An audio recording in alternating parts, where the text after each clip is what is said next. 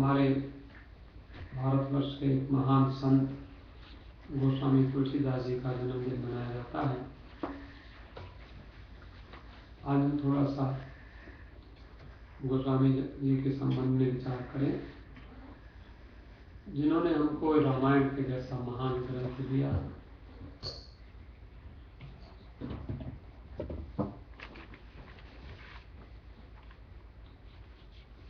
चौदह सौ 97 में इनका जन्म हुआ और ये बड़े भारी महापुरुष 1623 में 126 वर्ष की अवस्था प्राप्त करके इस कलयुग में गोस्वामी तुलसीदास जी इस संसार से गए। 126 वर्ष जैसे पश्येम श्रद्धः शतम जीवेम श्रद्धः शतम श्रुणुयाम श्रद्धः शतम प्रब्रवाम श्रद्धः शतमदीना स्याम श्रद्धः शतम भूयश्च श्रद्धः शतात्, ये वेद का एक मंत्र है।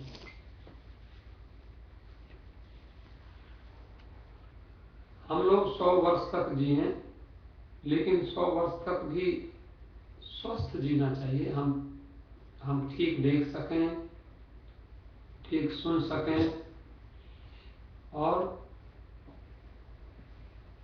अच्छी तरह से हमारा जीवन यात्रा संपन्न हो। इतना ही नहीं, हमारी बुद्धि इतनी अच्छी हो कि हम परमात्मा की जानकारी इसी जीवन में कर लें। ये वेद की आज्ञा है। वेद में एक ऐसा मंत्र है, आप लोग सुनते हैं। वेद में कहा, इह चेद अवेदीदत सत्यमस्ति न चेदिहा वेदीन महति विनष्टि। गोस्वामी तुलसीदास जी ने इसी का वेद मंत्र का रामायण में पाठ किया। जो न तरय भव सागर नर समाज अस पाए, सो कृत निंदक मंदमति आत्मा हन गति जाए। जो मनुष्य शरीर प्राप्त करके परमात्मा का ज्ञान नहीं करता, उसको आत्महत्या की गति मिलती है। आत्महत्यारा जो हम लोग जो सुसाइड करते हैं, सुसाइड करना माने अपने शरीर को नष्ट करना नहीं है, किंतु मनुष्य शरीर का अर्थ न समझकर और मनुष्य शरीर से परमात्मा को प्राप्त करना, ये जो हमारा जीवन का लक्ष्य है। इह चेद अवेदी अत सत्यमस्ति, वेद का वचन है। इह अस्मिन्नेव शरीर, इस शरीर में यदि परमात्मा को जान लिया, इह चेद अवेदी तत् सत्यमस्ति, तो ठीक है, बहुत अच्छा है। मनुष्य शरीर का उद्देश्य ही है परमात्मा की प्राप्ति। मनुष्य शरीर जो हमको मिला है, ये परमात्मा को जानने के लिए मिला है। हम लोगों का ज्यादातर समय भोजन जुटाने में ही खर्च हो जाता है, आजीविका में ही हम लगे रहते हैं। जॉब अच्छी नहीं मिली तो उसमें हमने थोड़ा पैसा कम कमाया, अधिक कमाते, और उसके लिए हम और भी व्यवसाय करते हैं।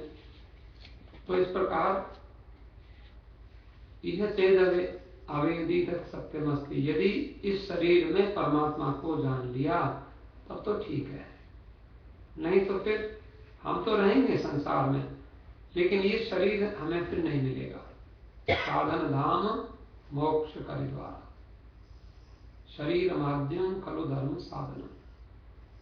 तो ये जो बात है, न चेदिहा वेदीन महति विनष्टि, यदि हमने इस शरीर में परमात्मा को नहीं जाना तो हमारे बहुत बड़ी हानि है। अब देखो, उत्तर प्रदेश में बांदा नाम का एक जनपद है। आज भी काशी में बांदा के लोग रहते हैं, और बांदा जनपद जहां अच्छे अच्छे संतों के लिए प्रसिद्ध है, वहां अच्छे अच्छे डाकू चोरों के लिए भी प्रसिद्ध है। वहां बहुत चोर भी, बांदा के बहुत चोर भी होते हैं। लेकिन ये कोई जरूरी नहीं होता। गोस्वामी तुलसीदास जी बांदा में पैदा हुए, उत्तर प्रदेश में, पूर्वी उत्तर प्रदेश, पश्चिमी उत्तर प्रदेश दिल्ली के आसपास का क्षेत्र है, और पूर्वी उत्तर प्रदेश जो बिहार से मिला हुआ है। तुलसीदास जी ने रामायण के सहित 12 ग्रंथ लिखे। 12 ग्रंथ, 12 ग्रंथ। We have 12 books written by Tulsidas. और इनके बारे में भविष्य पुराण में एक श्लोक मिलता है। शंकर भगवान ने माता पार्वती को भविष्य पुराण में कहा, भविष्यवाणी।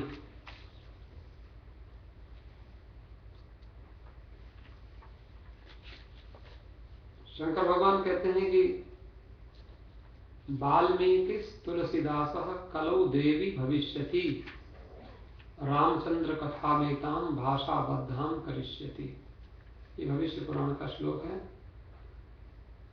भगवान शंकर पार्वती को कहते हैं, हे देवी, कलयुग में वाल्मीकि ही तुलसीदास बनेंगे।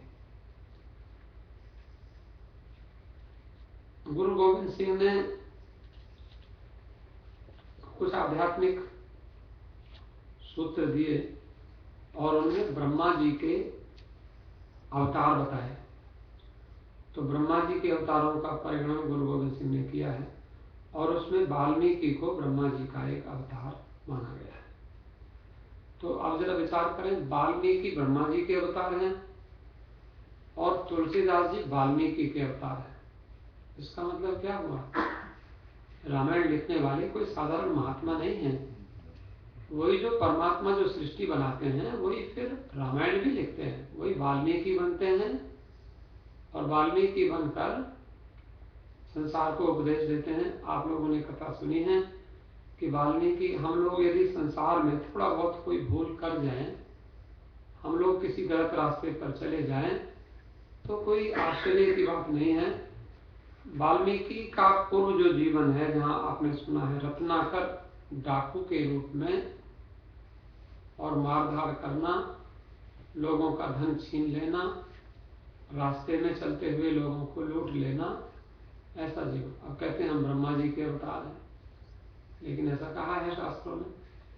गुरु गोविंद सिंह ने वाल्मीकि को ब्रह्मा जी के अवतारों में गिना है। और भी ग्रंथों में मिलता है। और वाल्मीकि जी जो है वो तुलसी के रूप में आएंगे, ऐसा शंकर भगवान ने भविष्य पुराण में बोला है। भविष्यवाणी है शंकर भगवान की, देवी ये रामायण की कथा करने के लिए रामचंद्र कथामेताम भाषाबद्धाम करिष्यति। क्योंकि कलयुग में यदि रामायण नहीं होती, आज आप देखो हम लोग वेद दिवस मनाते हैं, बहुत जगह वेद विद्यालय बनाते हैं, वेद वेदांग विद्यालय। काशी में वेद वेदांग विद्यालय है और कई स्थानों पर वेद वेदांग विद्यालय हैं। लेकिन हम ऐसा ना कहें, लेकिन फिर भी वेदों का पठन पाठन अभ्यास में नहीं है। जैसे हम अंग्रेजी को बहुत अच्छी तरह बोल लेते हैं, समझ लेते हैं, संस्कृत को थोड़ा सा बोलना चालना कठिन है। और वेद की संस्कृत भी, वेद की ग्रामर भी अलग है। तो साक्षात ब्रह्मा जी के अवतार वाल्मीकि जी, उन्होंने रामायण के ही आदि कवि माना जाता है वाल्मीकि को। और रामायण में एक चौपाई है, उल्टा नाम जपत जग जाना, वाल्मीकि भय ब्रह्म समाना। एक महात्मा ने इसका अर्थ किया, उल्टा नाम का मतलब होता है राम राम की जगह मरा मरा जपते थे। क्यों? क्योंकि उनको मारने का स्वभाव था, तो मारा उनको आसान लगा। हम लोग जैसे किसी को जो कार्य करते हैं उसका अभ्यास हो जाता है, तो लोगों को मैं मारना ये उनको, क्यों किसी को ऐसे लूटने होते थे, रत्नाकर डाकू थे, उनकी समझ में और तो कुछ आता नहीं था। राम राम उनसे कहा नहीं गया, लेकिन मरा मरा जब किया तो 3 बार मरा मरा बोलो, मरा मरा मरा, तो राम आ जाता है। मरा मरा मरा मरा मरा, हम ऐसे हम मरा मरा भी जपेंगे तो राम राम राम। ये तो एक साधारण अर्थ है।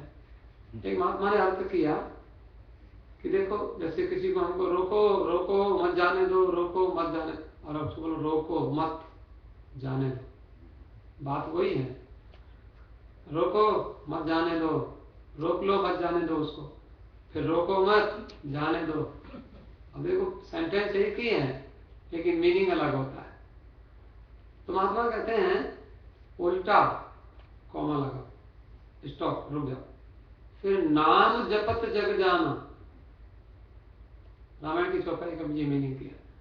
पहले उल्टा, जिस रास्ते को जा रहे थे वो रास्ता छोड़कर विपरीत रास्ते में आए। कौन से रास्ते में जा रहे थे? मारधाड़ के रास्ते में, लूटपाट के रास्ते में, उसको बदल दिया। और फिर नाम जपा। तो हमें ही करना होगा।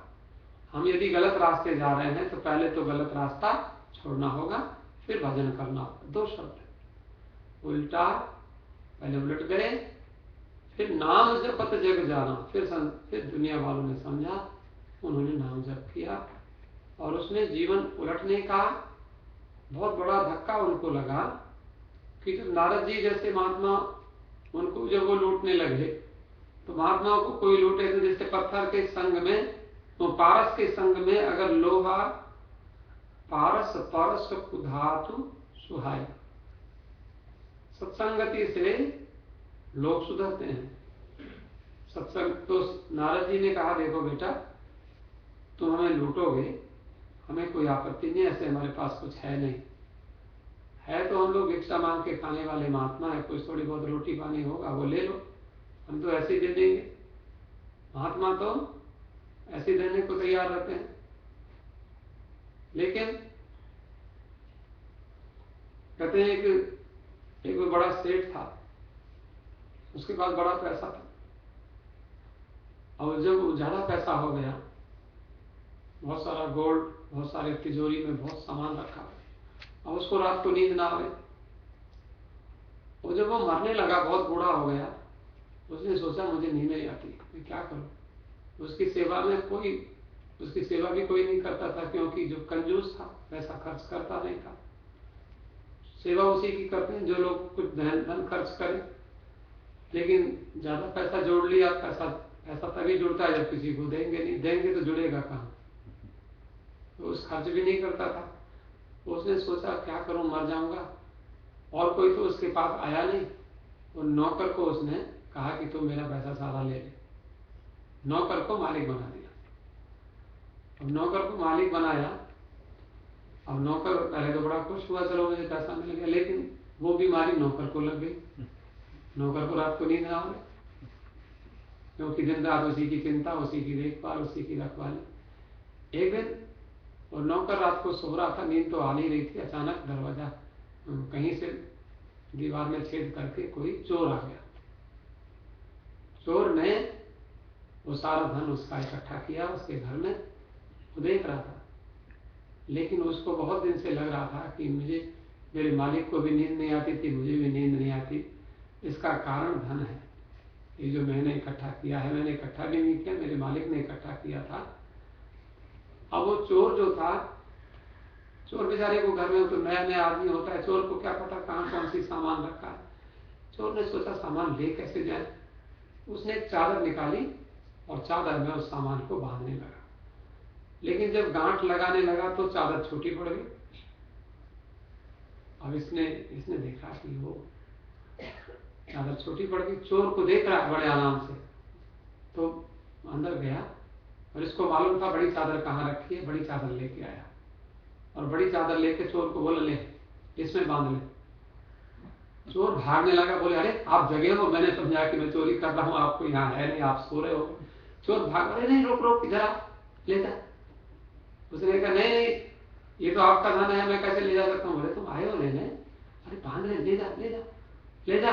मैं जानता हूँ इसने मेरे मालिक को नहीं सोने दिया, मुझे नहीं सोने दिया, ले जा इसे, ये तो नींद बिगाड़ने वाली चीज है।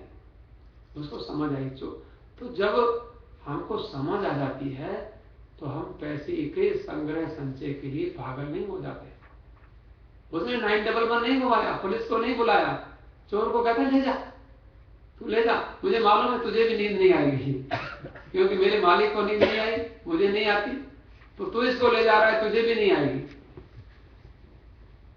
तो ये थोड़ी सी समझदारी जब हम लोगों को आ जाती है कि पैसा ही यही तन कर फल विषय न भाई, स्वर्गम स्वल्पंत दुखदाई। ये शरीर प्राप्त करने का उद्देश्य विषय भोग नहीं है। ये तो पशु पक्षियों को भी मिल जाते हैं, आहार निद्रा अभय मैथुन से। भोजन पशु भी करते हैं, पक्षी भी करते हैं, वो भी सोते हैं, उनको भी डर लगता है, वह भी बच्चे पैदा करते हैं। और हमने ये काम कर लिया तो बहुत बड़ा क्या कर लिया। इन्होंने गोस्वामी तुलसीदास जी की बात बताते हैं कि इनका मन बदला। तो जैसे वाल्मीकि का मन बदला, पूर्व जन्म में वाल्मीकि जी थे गोस्वामी जी, और नारद जी से कहा कि हम तुम्हें लूटेंगे, तुम्हारा धन हमें चाहिए।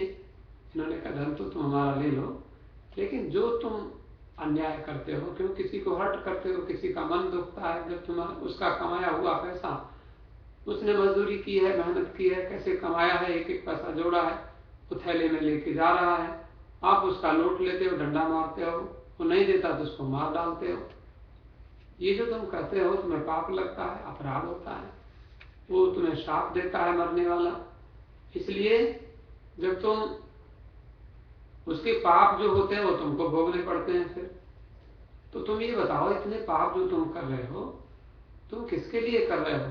बोले मैं अपनी पत्नी के लिए, अपने बच्चों के लिए, अपनी माता के लिए, अपने पिता के लिए। बोले एक बार उनसे पूछ के आओ कि वो तुम्हारे पाप का फल भी भोगेंगे कि नहीं भोगेंगे। तो अपने आप उत्तर देने लगा कि क्यों नहीं भोगेंगे, जब उनको मैं खिलाने के लिए देता हूँ, खाने के लिए, क्यों नहीं भोगेंगे, वो हिस्सा मेरा बटाएंगे क्यों नहीं। बोले बेटा नहीं बटाएंगे, तुम जाकर पूछ तो लो। बोले हाँ, तुम चालाकी करना चाहते हो, फिर भाग जाओगे बहाने से। महात्मा जी ने कहा कोई बात नहीं, तुम हमें बांध के चले जाओ। तो पेड़ से बांध के गए, और वहां जब जाकर पत्नी से पूछा, पत्नी ने कह दिया कि हमें क्या लेना है, तुम कहीं से किसी को मार के लाओ, लूट के लाओ, चोरी करके लाओ, हमें कहीं से ला कर दो, फल तो तुम ही भोगोगे, हम तो खाएंगे बस, हमें क्या लेना, क्योंकि तुमने पाप किया, हम क्यों भोगेंगे। वैसे यदि हमें मालूम है कि कोई आदमी चोरी करता है तो उसका धन नहीं लेना चाहिए, ऐसा हमारे धर्मशास्त्र का कहना है। चोरी का अगर मालूम हो चोरी का पैसा है तो उसको नहीं लेना चाहिए, नहीं खाना चाहिए, ऐसा हमारे महात्मा लोग विचार करते हैं। तो जो भी हो, उल्टा पहले तो उन्होंने वो कार्य छोड़ा, फिर नाम जपत जग जाना, फिर नाम जपा, फिर संसार ने देखा कि वो इतने बड़े महात्मा बने। तो इनके गुरु जी थे, उनका नाम था नरहरि दास, और ये वैष्णव महात्मा थे। दो प्रकार के महात्मा होते हैं, एक शिव जी के भक्त होते हैं और एक विष्णु के भक्त। ये विष्णु के भक्त थे, और इनको अभिनव वाल्मीकि करके काशी में प्रसिद्धि मिली थी। रामचरितमानस लिखा इन्होंने, इनके ग्रंथों के नाम सुन लीजिए। रामचरितमानस माने रामायण, और एक उन्होंने ग्रंथ लिखा विनय पत्रिका, कुछ लेटर लिखे उन्होंने, उनको कविता के रूप में लिखे, उसका नाम एक ग्रंथ बन गया विनय पत्रिका। एक उनका ग्रंथ है दोहावली, कुछ दोहा लिखे, राम नाम मणि दीप धर जीह दे हरिद्वार, तुलसी भीतर बाहर जो चाहे सूजियार। ऐसे दोहा है, रामायण का दोहा है। लेकिन दोहावली में इन्होंने राम नाम एक अंक है, सब साधन है शून्य, अंक गए कछु हाथ नहीं, अंक रहे 10 गुण। ऐसे दोहा उन्होंने बहुत सारे लिखे। उस ग्रंथ का नाम हुआ दोहावली। एक ग्रंथ का नाम हुआ कवितावली। एक ग्रंथ आप सब जानते हैं हनुमान चालीसा, तुलसीदास जी ने लिखा। एक ग्रंथ लिखा जिसका नाम है वैराग्य संदीपनी, जिससे जीव को वैराग्य होता है, संसार की असारता को बताया। एक ग्रंथ लिखा इन्होंने जानकी मंगल, सीता जी की, उसमें स्तुति है।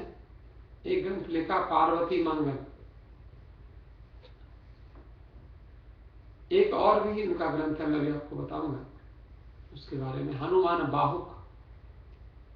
जब बहुत बीमार हो गए थे तो हनुमान की स्तुति की, हनुमान बाहुक, उससे इनका स्वास्थ्य लाभ हुआ।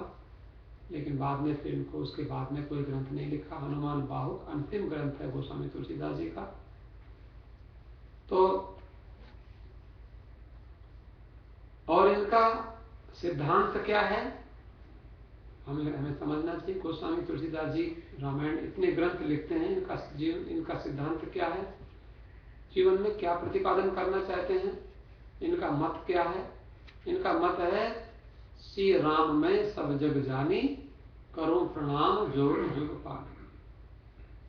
इतना भजन करने के बाद इनको एक चीज हाथ लगी कि जितना संसार है वो सब भगवान का रूप है।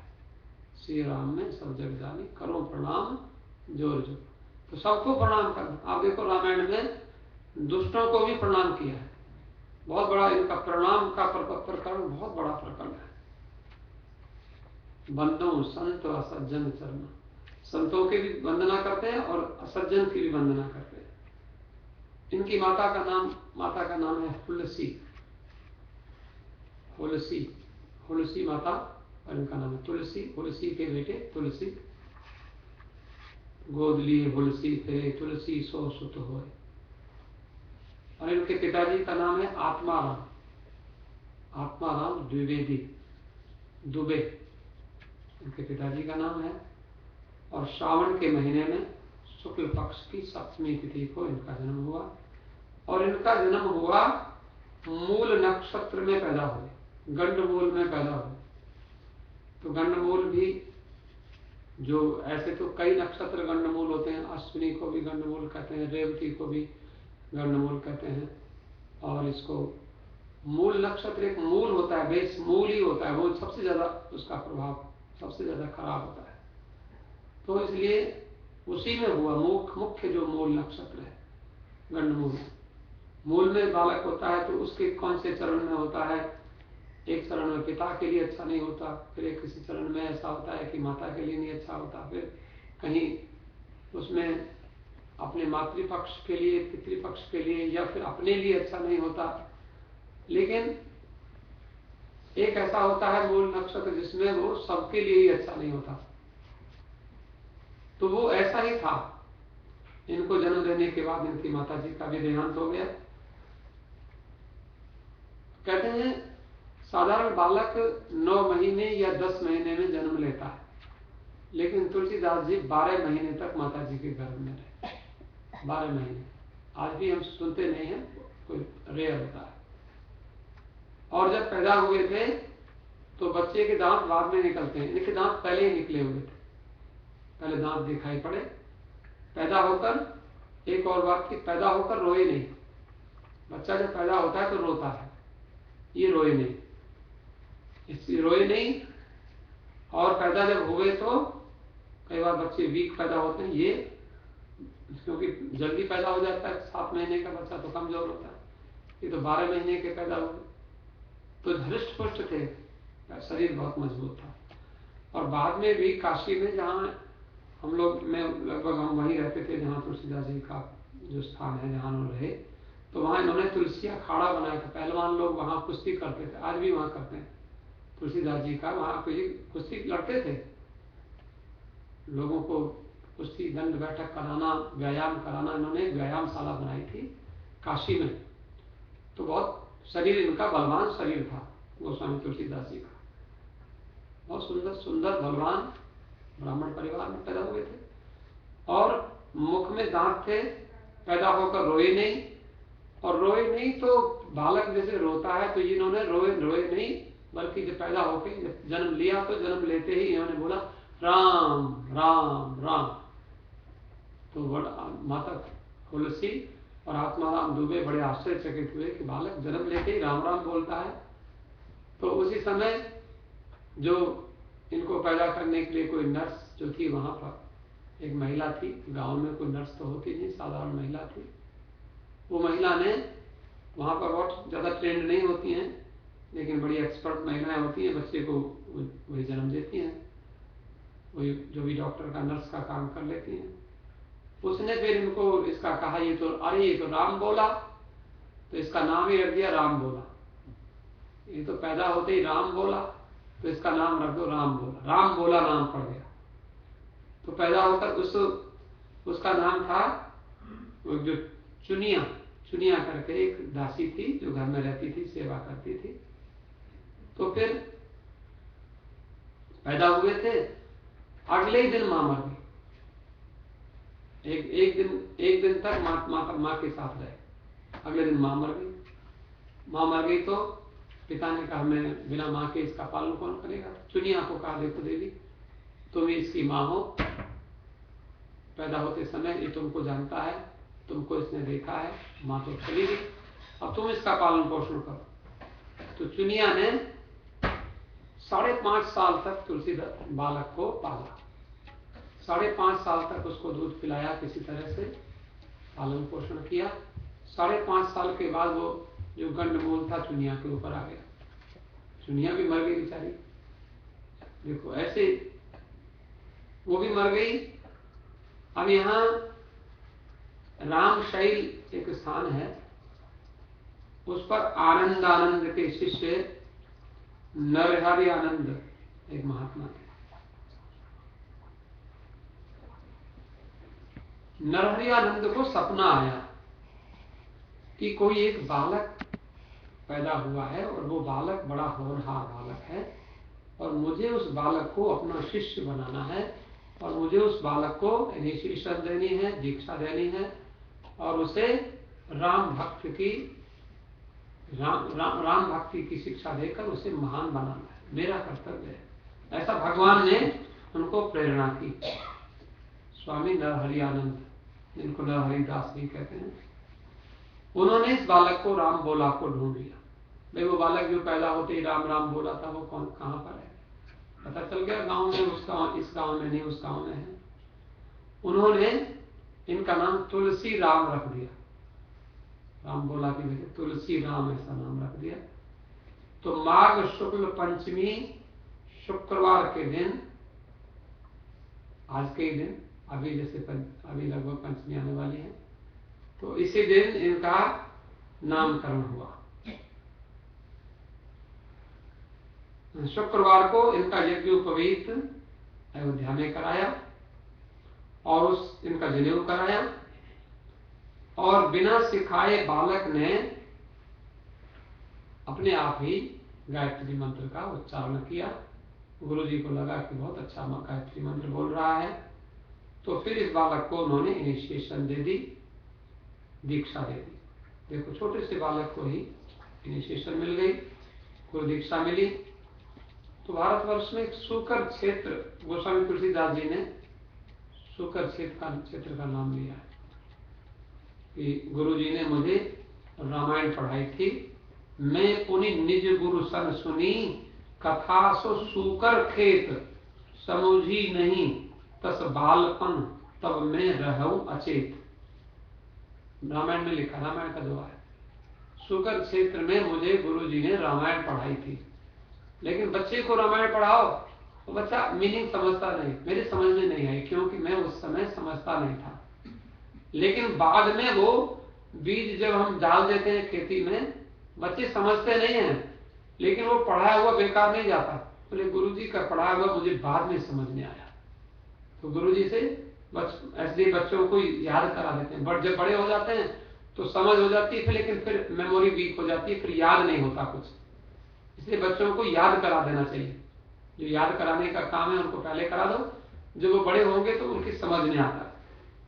तो फिर जब ये 29 वर्ष के हो गए तो एक भरद्वाज गोत्र की कन्या रत्नावली से इनका विवाह हुआ। रत्नावली,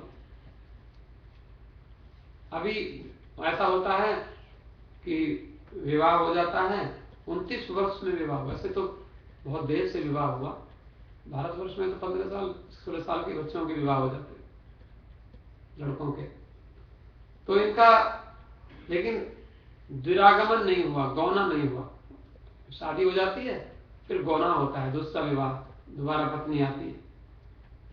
तो शेष सनातन जी के पास काशी में वहां वेद पढ़ने लगे और शिक्षा, कल्प, व्याकरण, निरुक्त, छंद, ज्योतिष, वेद वेदांत पढ़ने लगे। लेकिन संक्षेप में मैं ज्यादा कथा को न बढ़ाऊं। एक दिन इनको पत्नी की बहुत याद आई, तो कहते हैं राजापुर चले गए। वहां से रात को ही पत्नी के शयन कक्ष में पहुंच गए तो पत्नी ने इनको थोड़ी सी डांट लगाई। अस्थि चर्म मम देह यहता सोमैसी प्रीत, और आधी जो रघुनाथ के तो न होत भवभीत। यदि मेरे से जितना तुम्हारा हड्डी के चर्म के चमड़े के शरीर में तुम्हारा इतना जो अनुराग है, प्रेम है, यदि इससे आधी भी तुमको अगर भगवान में हो जाती तो तुमको भवभीति नहीं होती, तुमको संसार का भय नहीं होता। ये पत्नी ने इनको उपदेश दिया, शिक्षा दी। लेकिन पत्नी के उपदेश से हम कहते हैं कि ऐसे महात्मा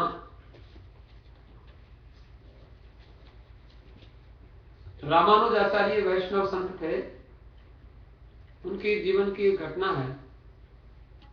जैसे शंकराचार्य जी हैं, शंकराचार्य जी अद्वैतवाद का सिद्धांत प्रतिपादन करते हैं, और रामानुजाचार्य है जिनका विशिष्ट अद्वैतवाद है।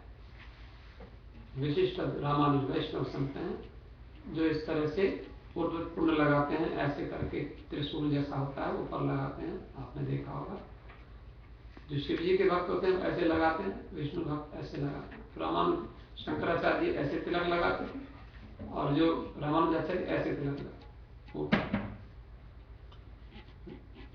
अद्वैतवाद है शंकराचार्य जी का, और विशिष्ट अद्वैत है रामानुजाचार्य जी का। वो संसार को भी, शंकराचार्य संसार को माया मानते हैं, असत्य मानते हैं, मिथ्या मानते हैं, और वो रामानुजाचार्य उस संसार को माया विशिष्ट वो थोड़ा सा अंतर मानते हैं। उस अद्वैतवाद उस तरह का नहीं मानते, द्वैतवाद मानते हैं। जीव का परमात्मा का अलग अलग अस्तित्व मानते हैं। शंकराचार्य जीवात्मा परमात्मा को एक बताते हैं, ये थोड़ा अंतर है। तो रामानुजाचार्य जी अपने शिष्यों के साथ जा रहे थे। उन्होंने भी रास्ते में देखा, जेठ के महीने की धूप पड़ रही थी, और धूप में एक व्यक्ति अपनी पत्नी के साथ जा रहा था। उसकी पत्नी बहुत सुंदर थी, और शरीर भी बहुत थोड़ा सा कोमल शरीर की थी, उसको धूप सहन नहीं होती थी। तो वो व्यक्ति क्या करता था, अपनी पत्नी से इतना प्रेम करता था कि छाता लेकर उसके साथ साथ चल रहा था। लेकिन छाता लेकर तो चलो वो चल रहा था, पर ऐसे नहीं, वो पत्नी सीधी चलती थी और ये उल्टा चलता था छाता लेकर। उससे लोगों ने पूछा तुम उल्टे क्यों चलते हो? बोले एक क्षण भी मैं पत्नी का चेहरा देखे बिना मैं नहीं रह सकता, क्योंकि ऐसे बगल में चलूंगा तो इधर देखना पड़ेगा फिर। तो बोले तुम पीछे, तुम गड्ढे में गिर जाओगे। बोले गड्ढे में गिर जाऊं, मर जाऊं, कुछ भी हो जाए, लेकिन मैं पत्नी के चेहरे के देख के बिना नहीं रह सकता। तो लोगों ने कहा रामानुजाचार्य को, महाराज देखो कैसा व्यक्ति है, ये तो बड़ा, लोगों ने उसकी निंदा की। और रामानुजाचार्य बोले इसकी निंदा की बात नहीं है, ये बहुत काम का आदमी है, तुम इसे हमारे पास लाओ। उनको लोगों ने कहा भाई देखो तुमको महाराज बुलाते हैं। रामानुजाचार्य बहुत बड़े महात्मा थे, उनको महाराज बुलाते हैं, तुम महाराज के पास जाओगे? उसने कहा चलो चलते हैं, लेकिन पत्नी को साथ ले चलूंगा। बोले कोई बात नहीं। पत्नी को साथ लेकर महात्मा के पास गए। रामानुज बड़े भारी महात्मा थे, लोग उनको अनेक प्रकार से उनके साथ जुड़ते हैं, बहुत उनके भगवान की शक्ति थी। रामानुज जी ने उनको उनके सिर पर हाथ रखा और कहा कि तुम जैसे बुल्ले शाह ने कहा, बुल्ले शाह को गुरु जी ने कहा, बुल्ले रबदा की पावना इधरों पुटना इधरों लाऊना। बुल्ले शाह के गुरु जी तो इनायत हुसैन, वो पौधे लगाते थे, तो पौधों को इधर से उठाकर इधर लगा रहे थे। बुल्ले शाह ने कहा महाराज मुझे परमात्मा को प्राप्ति कराओ। बोले बुल्ले शाह परमात्मा को पाना कोई बहुत कठिन नहीं है, मन को जैसे पौधे को यहाँ से उठाकर यहाँ लगाना होता है, वैसे ही मन को इधर से हटाकर इधर लगाना होता है, परमात्मा मिल जाते हैं। तो रामानुजाचार्य ने कहा कि देखो तुम्हारा मन तो लगा है, लेकिन उसकी डायरेक्शन ठीक नहीं है, मन कहाँ लगना चाहिए। ये पत्नी कल को मर जाएगी, तुम इसके साथ प्रेम करके तुम फिर रोते रहोगे। इसलिए बोले मैं ही मर गया। बोले तुम मर जाओगे, पत्नी की याद करते करते मर जाओगे, वो तुम्हारा कोई कल्याण तो होने वाला नहीं। इसलिए पत्नी को प्रेम करने का मतलब ये नहीं है कि उसमें इतने आसक्त हो जाओ। उसका ध्यान रखो उसकी व्यवस्था करो, वो तो ठीक है, लेकिन तुम्हें जो इतना उसके शरीर, अरे प्रेम करने की वस्तु परमात्मा है, उसको समझाया, उपदेश दिया, लेकिन उसके सिर पर हाथ रख के कुछ विशेष गुरु जी के भीतर दो शक्ति होती है, निग्रह शक्ति, अनुग्रह शक्ति। निग्रह शक्ति से उसके मन को एकाग्र करते हैं, कंसंट्रेट करते हैं, और अनुग्रह शक्ति से उसको फिर ज्ञान देते हैं। जब वो कंसंट्रेट हो जाता है तो फिर ज्ञान प्राप्त करता है, तो फिर उसको ज्ञान टिकता है। तो कहते हैं वो उसको कहा तुम भजन करो और मंत्र का उपदेश दिया। कहते हैं कि वो व्यक्ति जो पत्नी के बिना एक क्षण नहीं रह सकता था, वो आंख बंद करके ऐसा बैठ गया, और वो वहां पर आरती चल रही थी, पूजा चल रही थी, भगवान का दर्शन, जैसे भगवान का मंदिर था, भगवान राम जी के दर्शन किए, और रामानुज जो महात्मा थे, राम भक्त थे, राम जी के दर्शन किए, बोले दर्शन करो भगवान का, कीर्तन करो। 1 घंटे 2 घंटे कीर्तन हुआ, और उसको फिर वो कीर्तन उसके दिमाग में ऐसा गूंजने लग गया, 1 सप्ताह तक वो वहां से उठा ही नहीं। उसको लोग उठाए, बोले नहीं कीर्तन चलने दो, कीर्तन हो रहा है, मैं कीर्तन सुन रहा हूँ। बोले कीर्तन समाप्त हो गया? बोले नहीं, समाप्त नहीं हुआ है।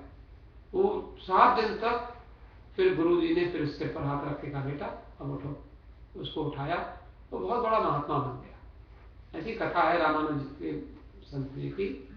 तो ऐसे ही तुलसीदास जी, हमारे मन में प्रेम ही नहीं है तो भक्ति कहां से होगी? संसार के प्रति प्रेम जो करता है, अपने परिवार के साथ प्रेम करता है, पत्नी के साथ प्रेम करता है, वो बहुत बड़ा भक्त भी बन सकता है। और जो पत्नी से ही प्रेम नहीं करता तो भगवान से क्या प्रेम करेगा? परिवार से ही प्रेम नहीं तो भगवान से क्या प्रेम होगा? प्रेम को डाइवर्ट किया जा सकता है। प्रेम करने की आदत ही नहीं है तो फिर भगवान से भी क्या प्रेम करेगा? इसलिए भगवान का प्रेम बहुत जरूरी है, लेकिन संसार से भी कोई उतनी घृणा नहीं की जा सकती। लेकिन इनको भगवान की बड़ी कृपा प्राप्त हुई, गोस्वामी जी को। थोड़ा सा हम लोग भगवान का स्मरण करें बड़े प्रेम से, श्रद्धा से। सभी लोग मेरे साथ बोले, प्रभु जी तुम बड़े दयालु हो, प्रभु जी